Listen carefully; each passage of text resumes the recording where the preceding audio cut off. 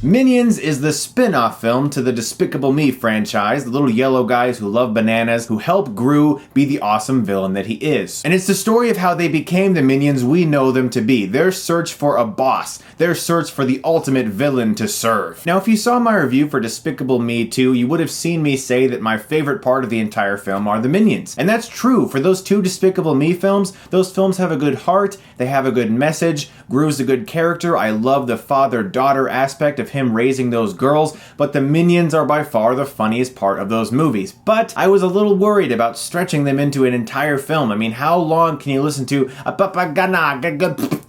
and have it be funny? I mean, it's gonna take a lot out of you. And those fears were realized because, well, Minions is a good intentioned film and it's basically harmless. There's really nothing about this movie that's offensive. It's not like it's a terrible film. This one's strictly for kids. Where the first two Despicable Me films were definitely more family oriented, I'm seeing Minions as more of a Happy Feet type deal. Now what I mean by that is, Happy Feet to me, those are the kids' movies. Those movies are for kids. But then when you have a movie like, say, Toy Story 3 or Inside Out or The Incredibles, you can have your whole family having fun at a film like that. This one's for kids. There is really no substance to this movie. In regards to a moral or a message, there's nothing. I mean, it's just yellow guys who talk gibberish, that's it. The movie doesn't really have a structure either. It's sort of this unhinged insanity where these little yellow creatures are just going from person to person, going from object to object. It's like 1 second they're trying to get the queen's crown. At one point they're trying to serve Scarlet Overkill, the ultimate villainess of all time, voiced by Sandra Bullock, who's really not remarkable at all. As a character, she barely had anything funny or interesting to do. She was just someone who has all these gadgets and she loves being evil, and there just really wasn't anything to her character. And the fact that her character was just so boring and bland really came through in her voice performance because she really didn't give much to this character at all, which was a big disappointment because I'm a big fan of Sandra Bullock. I've liked her pretty much my whole life. Dun, dun, dun, dun, dun, dun, dun. That was the Speed theme in case you didn't know. Stay above 50! The track ends up ahead.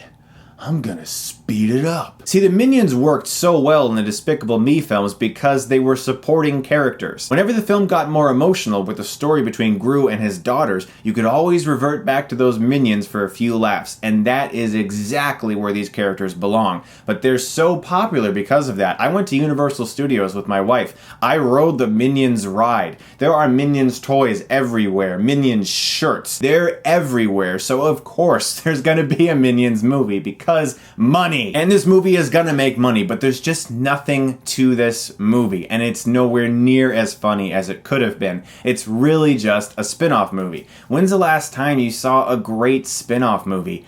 Ever, really. I mean, Creed looks really good. That's all I can really think of off the top of my head, and I haven't even seen that movie yet. For the most part, spin-off films are what they are. Something was really successful. People liked it. They're gonna take a part of that and try to do it again because we need money. When the TV show Friends happened, they tried to make Joey. When the X-Files happened, they tried to make the Lone Gunman. When the Daredevil movie happened, they tried to make Elektra.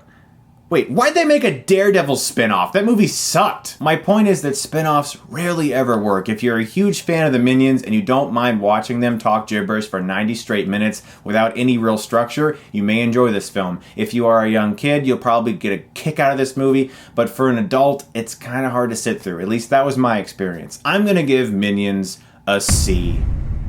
Guys, thank you so much as always for watching, and I'm looking forward to Comic-Con this weekend. On Friday, I'm going to be on 2 panels. Masters of the Web with John Campea, Jeremy Johns, Gray Drake, John Schnepp, Mark Ellis, Andy Signor, and the Screen Junkies panel with a live movie fights episode. I'm so excited. If some of you guys are going to be at San Diego Comic-Con, I'd love to meet you. Definitely try to get into those panels if you can. As always, guys, truly, thank you so much as always for watching, and if you like this, you can click right here and get Stuckmanized.